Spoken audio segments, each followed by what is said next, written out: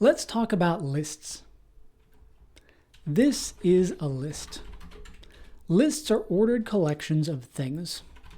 We can create a new list by using square brackets, and inside those square brackets, putting each of the items that we'd like our list to contain, separated by commas. Lists can contain any type of object. Each item in a list doesn't need to be of the same type, but in practice they typically are. So this we might refer to as a list of strings, while this is a list of numbers. We can check whether a list contains a particular item by using the in operator. The in operator returns false if the list doesn't contain that item, and it returns true if it does. We can get the number of items in a list by using the built-in len function, which returns the length of our list. Here's an empty list. We can add an item to this empty list by using the list append method. The append method adds items to the end of a list. So if there were already values in this list, we'd see that new item appear after those values.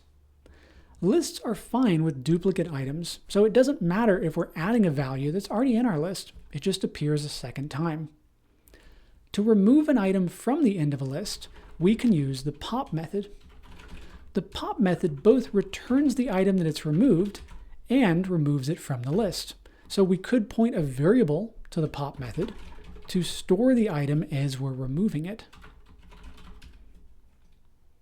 Lists are ordered, meaning they keep track of the relative positions of each item within them.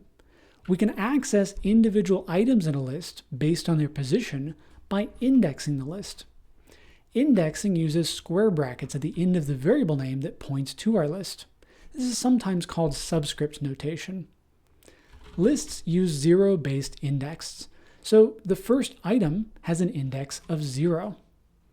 We can change which item is at a particular index by assigning to that index. Lists also support negative indexing.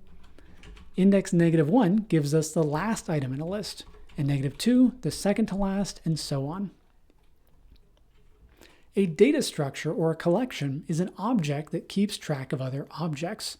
Lists are the most commonly used data structure in Python, and anytime you find you need to store and manipulate an ordered collection of things, you should consider using a list.